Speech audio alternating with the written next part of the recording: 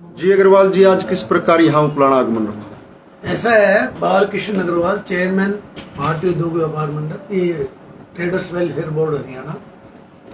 हम 3-4 दिन से चंडीगढ़ में अपने ऑफिस में थे, कुछ व्यापारियों की समस्याओं के संदर्भ में वो सब बात कर रहे थे। तो सबसे पहले तो मुझे खुशी इस बात की है, रोकलाना की धरती को भी नमन करता हूँ। एक बहुत ही अनुभवी और हमारे विजनरी जो वाइस चेयरमैन साहब है श्रीनिवास गोयल जी, इनके मार्गदर्शन में मुझे काम करने का मौका सीएम साहब ने दिया। इनका तो आभारी हुए, सीएम साहब का भी आभारी। हम पूरे हरियाणा में जब से भी हमने पदभार संभाला है 23 जनवरी 2023 से, सब जगह मंडियों में, शहरों में, बाजारों में जा रहे हैं और एक ही विचार है कि सीएम साहब की, मोदी जी की जो कल्याणकारी योजनाएं हैं उनको अंतिम छोर तक पहुंचाएं। और हमें ये भी इस बात की खुशी है कि दोनों ही इसका सरकारें, चाहे केंद्र की है चाहे अपने प्रदेश की है, जो भी समस्या व्यापारी हमें बताते हैं उनको हम आगे जाके समझाते हैं और वो तुरंत उसका संज्ञान लेके उसको समाधान के लिए उसी टाइम आगे बढ़ाते हैं। बहुत से काम ऐसे हुए, मैं हरियाणा की चर्चा ज़्यादा करूँगा। देखिए, मुख्यमंत्री जी ने जो 20-20, 40-40 सालों से दुकानों पर बैठे थे, नगर पालिका का किराया दे रहे थे, उनके बच्चे कहते थे पापा ये दुकान टूटी पड़ी है, ठीक करवा लो, ऐसे करवा लो, इस तरह बनवा लो। एक ही बात होती थी, भाई ये तो बात है किराए पर हम कुछ कर नहीं सकते।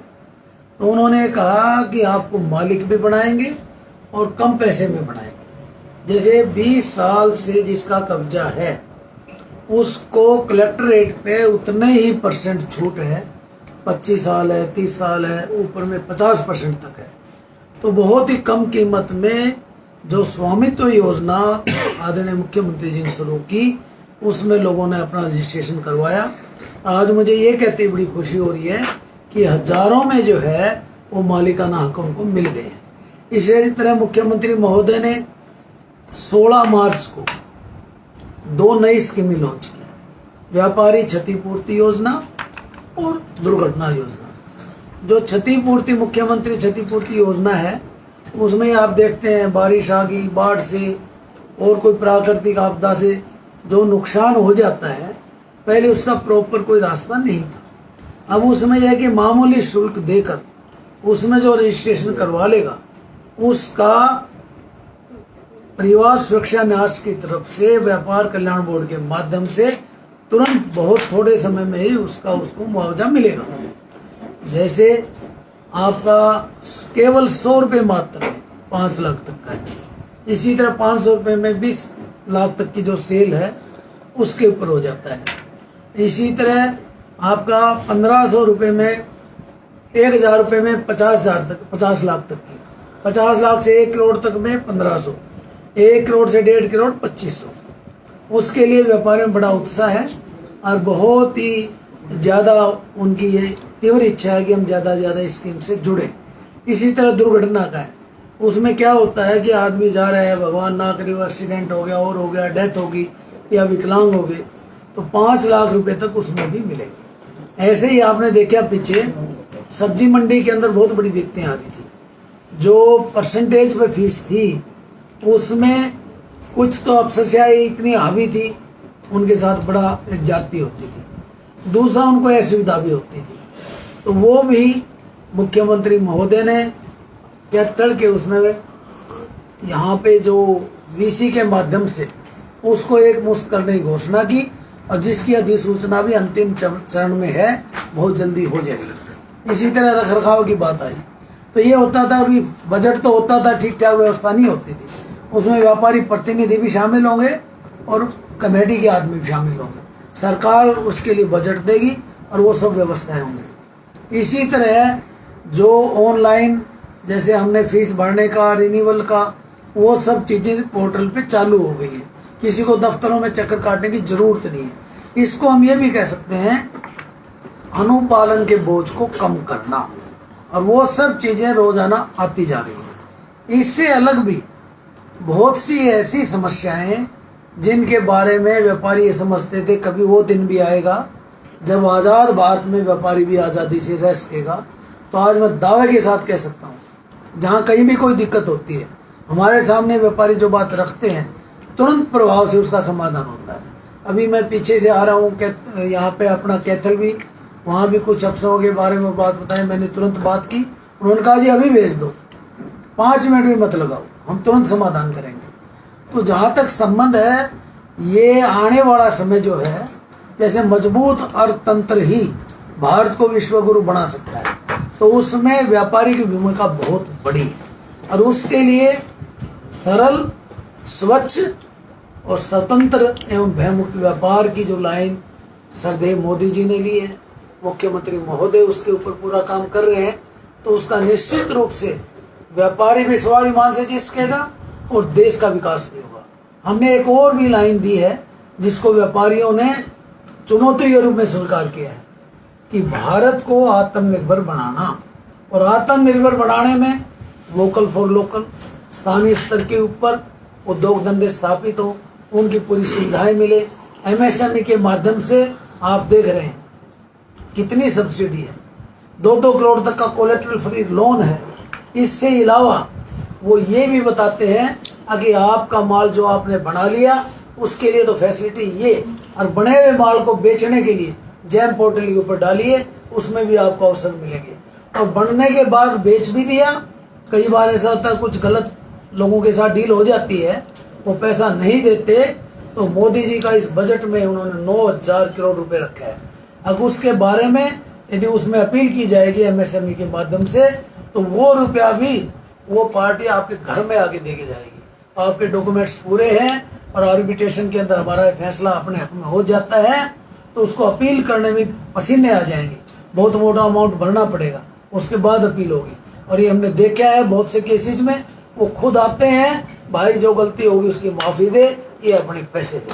तो क्या चीज हुई, पहले उद्योग धंधे लगाने का मतलब सुविधाएं देना, उसके बाद जो माल बन गया है उसको बेचने के लिए जैम पोर्टल, अब बेचे हुए की माल का पैसा ना आए तो उसकी भी सुरक्षा।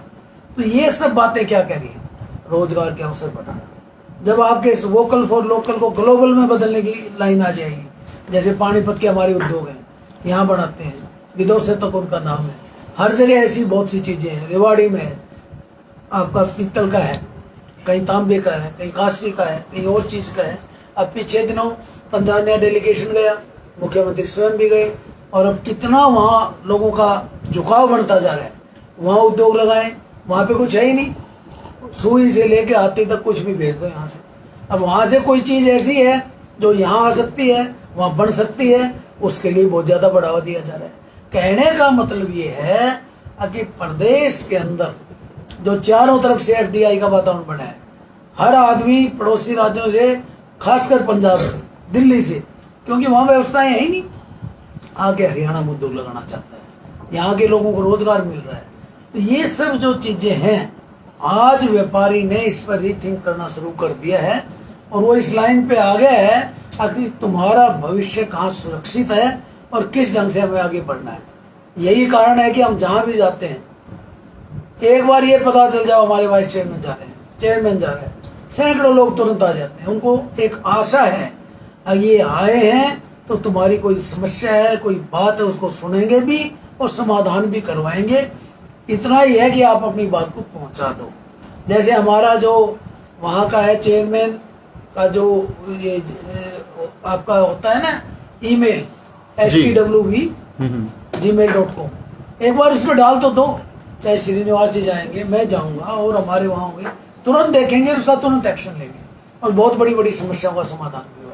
यहाँ तक कि लोगों की कोई चोरी होगी, कोई और होगी, एसपी साहब से बात करते हैं।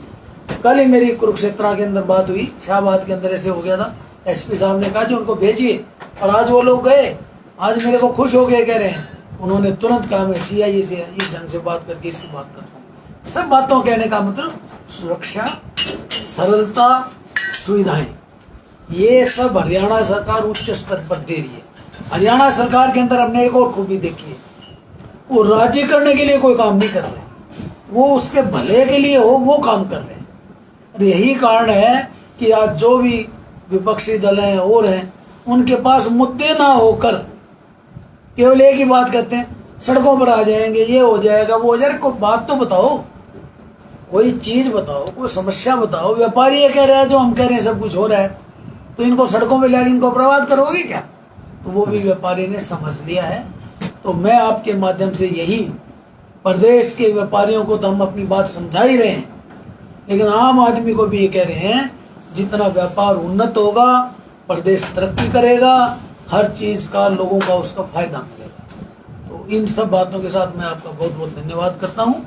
बालकिशन जी, आपने अपनी बात रखी जी, एक व्यापारियों की खासकर यही जब सीजन आता है तो उनकी मांग रहती है कि ऑनलाइन पोर्टल सुविधा है उसका विरोध करते हैं। आखिर क्या कारण है उनका जो विरोध के? देखिए, ऑनलाइन पोर्टल का विरोध तो आप जो कह रहे हो सकता है कोई करते नहीं हो, जी, लेकिन उसमें कमी क्या है मुझे आप ये बताएं जो कि विरोध करें। उनका कहना है कि मतलब पैसे जो जमींदार को देते लेते हैं उससे मतलब उनका व्यापार में जो पैसा दोबारा वापस नहीं आता, इनका ये प्रमुख कारण रहता है। तो ठीक है, इसमें मैं आपको एक बात कहना चाहता हूँ। भारत के एक बहुत बड़ी मेजोरिटी के साथ प्रधानमंत्री बने थे राजीव गांधी जी। उन्होंने सब कुछ देखा, तो कई बार अंदर से आत्मा से सही बात भी आ जाती है। बोले सारे 15 पैसे पहुंच पाते हैं, भाई सब 85 पैसे खत्म हो जाते हैं। तो डायरेक्ट बेनिफिट ट्रांसफर का जो मोदी जी ने विषय लिया, उसके अंदर ये ठीक है, किसान की पेमेंट का भी आ गया। क्यों? कुछ जगह ऐसी दिक्कतें आ रही थी, किसान को टाइम पे पेमेंट नहीं मिलती थी। व्यापारी को दिक्कत तो है, दिक्कत क्या है, अब वो जो उधार देता था वो उसमें वापसी में उसके नाम जाने के बाद कई ऐसे आदमी जो वापस करने माना नहीं करते हैं। विरोध कुछ नहीं है, एक समझने का तरीका है, और उसकी तरफ हम आगे बढ़ भी रहे हैं। किसान को भी टाइम पे पैसा मिल जाए, व्यापारी की उहाई है वो भी उसको मिल जाए, क्योंकि किसान और व्यापारी का बहुत गहरा संबंध आपको पता है।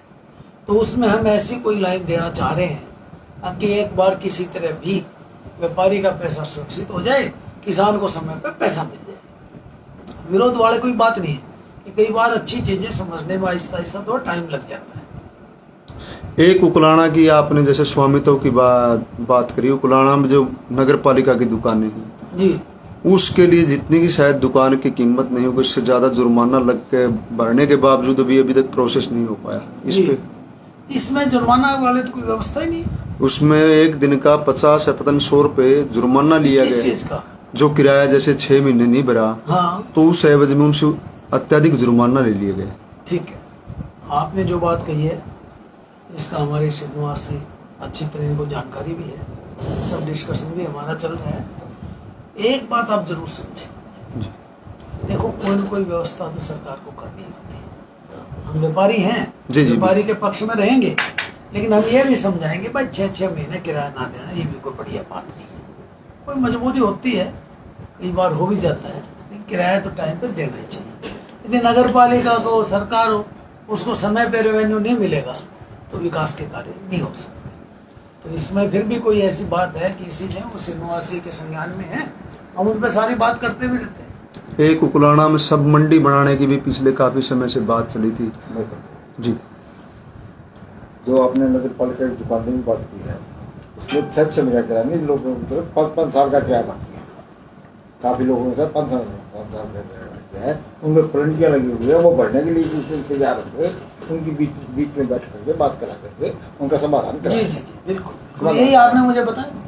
और दूसरा, ये जमीन जो है ये नगर पालिका के नाम नहीं है, जहाँ पर दुकानें बनी हुई है, जमीन है पब्लिक हेल्थ की। पब्लिक हेल्थ का जमीन जो है नगर पालिका का नाम ट्रांसफर हो गया है।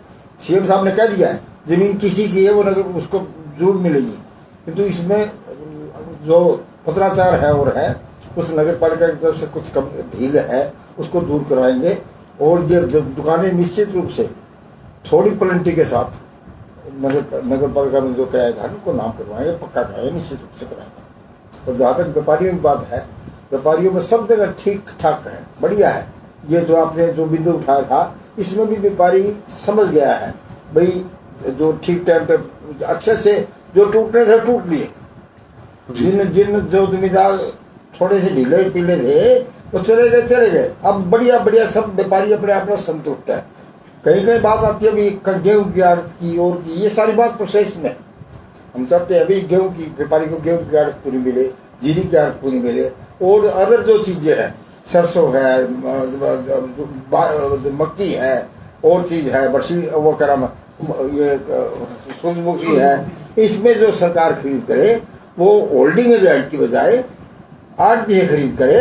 उनको अगर होल्डिंग एजेंट को 100% देता है, आड़ती को 100% दे दो, उन दोनों चीजों में 2.5% दे दो। और इसमें सरसों वगैरह में 100% होल्डिंग एजेंट को देते हैं, होल्डिंग एजेंट की बजाय आड़ती से सीधा खरीद किया जाए और उसको किया जाए। उसको मुख्यमंत्री के सामने हम बात रखी है, वो जल्दी इसका भी निराकरण कराए। एक सब मंडी की बात कर रहे थे पिछले काफी समय से प्रधान जी, आपके संज्ञान में भी आया था, कोई इस पर भी विचार होगा? सब मंडी पुरानी अनाज मंडी के लिए, पुरानी अनाज मंडी के लिए सीएम साहब से बात करी थी। वो कह रहे कि पुरानी अनाज मंडी अगर हम चालू कर देंगे तो जो नई अनाज मंडी करोड़ों करोड़ की लागत से बनी है उसका चलना मुश्किल हो जाएगा। पुरानी अनाज मंडी को डेवलप करो और तरीके से, इसमें बढ़िया बढ़िया शोरूम बढ़ाओ, बढ़िया बढ़िया वो बढ़ाओ। और जो उन्होंने पीछे आए थे जब सीएम आए यहाँ तो 2.5 करोड़ रुपए पुरानी अनाज मंडी के लिए दिया। डीनोटिफाइड मंडी हो गई थी, एक पैसा लग नहीं रहा था, सारे फर्श पक्के कराए, सड़क पक्की कराई, गोल मंडी पक्की कराई, 12 अट्टा पक्का कराया। 2.5 करोड़ रुपए स्पेशल पुरानी मंडी के लिए देते थे ताकि ये डेवलप हो। वो चाहते हैं डेवलप होनी चाहिए, किंतु अनाज मंडी की बोली यहाँ पर करने से वो मंडी खत्म हो जाएगी और वहाँ पर करोड़ों करोड़ रुपए लोगों को लगे हुए हैं। तो इसलिए मुख्यमंत्री क्या करना है, इस पुरानी अनाज मंडी में अदर व्यापार के लिए ये है, और अदर व्यापार को उसको डेवलप। धन्यवाद।